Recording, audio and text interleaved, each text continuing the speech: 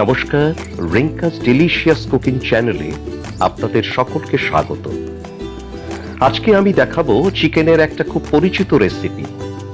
আমরা যারা চিকেন ভালোবাসি তাদের কাছে চিকেন কষা খুব লোভনীয় একটি পদ। এই চিকেন কষা আমরা লুচি, পরোটা, ফ্রাইড রাইস সব কিছুর সাথে খুব পছন্দ করে থাকি। আমি আপনাদেরকে দেখাবো কিভাবে খুব সহজেই এই চিকেন কষা বানিয়ে নেওয়া যায়। দেখুন, এই চিকেন কষার জন্য আমি এখানে 1 কেজির মতন চিকেন নিয়েছি। এর মধ্যে লেগ, থাই এবং উইংস এর পিস রয়েছে।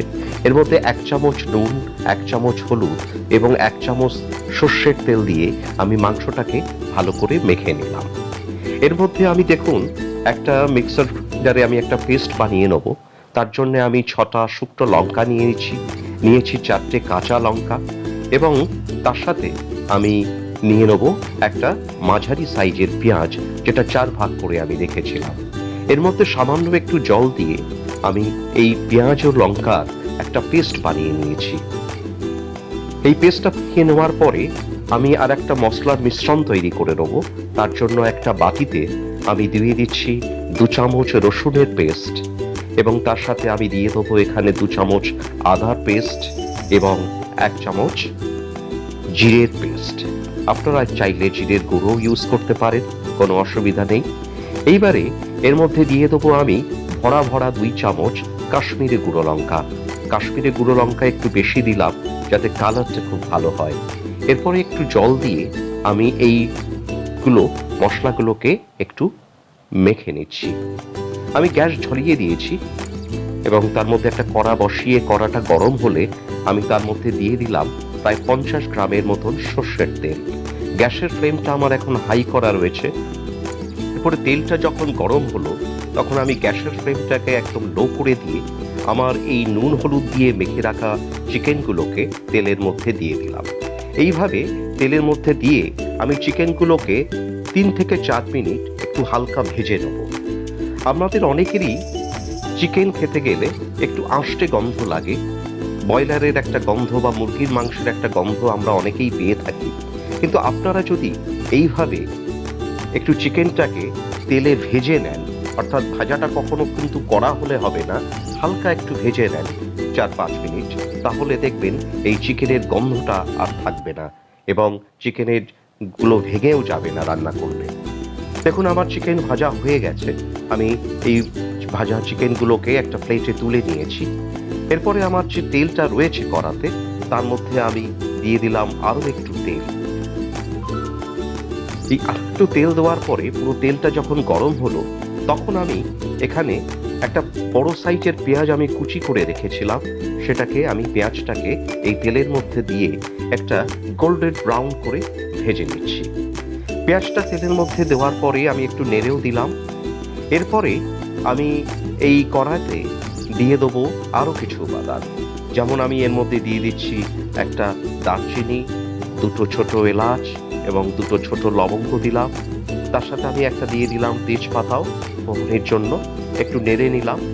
এরপরে আমি যে লঙ্কা আর পেঁয়াজটাকে যেটাকে আমি মিক্সার গ্রাইন্ডারে পেস্ট করে রেখেছিলাম সেই পেস্টটাও আমি এই কড়াতে দিয়ে দিচ্ছি তেলের মধ্যে। পেস্টটা দেওয়ার পরে দেখুন পাত্রে যেটুকু লেগে রয়েছে পেস্ট, তার জন্য অল্প একটু জল দিয়ে সেটাকে পরিষ্কার করে আমি সেই জলটাও এই তেলের মধ্যে দিয়ে দিলাম। এবারে আমি একটু হালকা নেড়ে নিচ্ছি। দেখুন 1 মিনিট এইভাবে নেড়ে নেওয়ার পরে আমি যখন দেখবেন ওপরে একটু তেল উঠে আসবে তখন আমি দিয়ে দিচ্ছি আমি যে আদা, রসুন এবং জিরে এবং কাশ্মীরি গুঁড়ো লঙ্কাটাকে যে জলে আমি একটু মিশিয়ে একটা মিশ্রণ তৈরি করেছিলাম সেটা আমি দিয়ে দিচ্ছি। দেখুন, আমি এই আদা রসুন মিশ্রণটা দেওয়ার পরে একটু নেড়ে দিলাম। তারপরে দিলাম 1/2 চামচ হলুদ। 1/2 চামচ হলুদ দিয়েও আমি একটু নেড়ে এর মধ্যে আমি দিয়ে দিচ্ছি 1 চামচ চিনি। আমি 2টো টমেটো ভাগ করে রেখেছিলাম কেটে, সেগুলোকে আমি টমেটোগুলোকেও কড়াতে দিয়ে দিলাম। দিয়ে আমি এবার একটু নেড়ে নিচ্ছি। দেখুন যে গ্যাসের ফ্লেমটা আমি এখন মিডিয়াম করে দিয়েছি। যখন ওপরে একটু তেল উঠে এলো তখন আমি আমার ভেজে রাখা চিকেনগুলোকে এই কড়ার মধ্যে দিয়ে দিচ্ছি। এবারে এই চিকেনটাকে আমি একটু কষিয়ে নেব। আমি 6 থেকে 7 মিনিট চিকেনটাকে মিডিয়াম ফ্লেমে আমি কষিয়ে নিচ্ছি ভালো করে। এর মধ্যে আমি দিয়ে দিচ্ছি হাফ চামচ গোলমরিচের গুঁড়ো, এতে স্বাদটাও আরো এনহ্যান্স করবে। আমি দেখুন চিকেনটাকে মাঝে মাঝেই একটু নেড়ে দিচ্ছি যাতে তলায় মশলাটা লেগে না যায়, পুড়ে না যায়।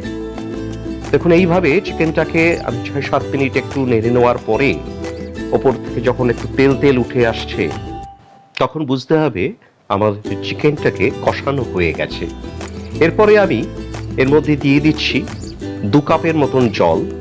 আমি এখানে বেশি জল দিলাম না, কারণ যেহেতু আজকে আমার রেসিপি চিকেন কষা, সেই জন্য আমি এখানে বেশি জল দেবো না।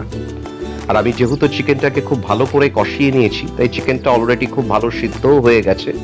আমি 2 কাপ জল দেওয়ার পরে এটাকে মিডিয়াম ফ্লেমে আমি এটাকে রান্না করে নিচ্ছি। দেখুন আমাদের চিকেন কষা রেডি। আমি ঝোলটাকে অনেক বেড়ে নিয়েছি, ওপরে পুরো তেলও ভেসে উঠেছে। এবারে আমি চিকেনটাকে একটা পাত্রে তুলে নিচ্ছি এটাকে সার্ভ করার জন্য। আপনারা দেখতে পাচ্ছেন আমার চিকেন কষা। আমি খুব সিম্পল ওয়েতে যে চিকেন কষাটা আপনাদের দেখালাম, আপনারা সেইভাবে বাড়িতে চিকেন কষাটা যদি তৈরি করেন, আশা করি এর স্বাদটাও খুব ভালো লাগবে এবং চিকেন বা ব্রয়লারের যে একটা আষ্টে গন্ধ থাকে সে গন্ধটাও আপনারা কোনোভাবেই পাবেন না। আজকের মতন আমি এখানেই শেষ করছি। আপনারা রিঙ্কাস ডেলিশিয়াস কুকিং চ্যানেলটিকে সাবস্ক্রাইব করুন, লাইক করুন, শেয়ার করুন, যাতে আমরা প্রতিদিন নতুন নতুন রেসিপি আপনাদের সামনে উপস্থাপন করতে পারি। Thank you.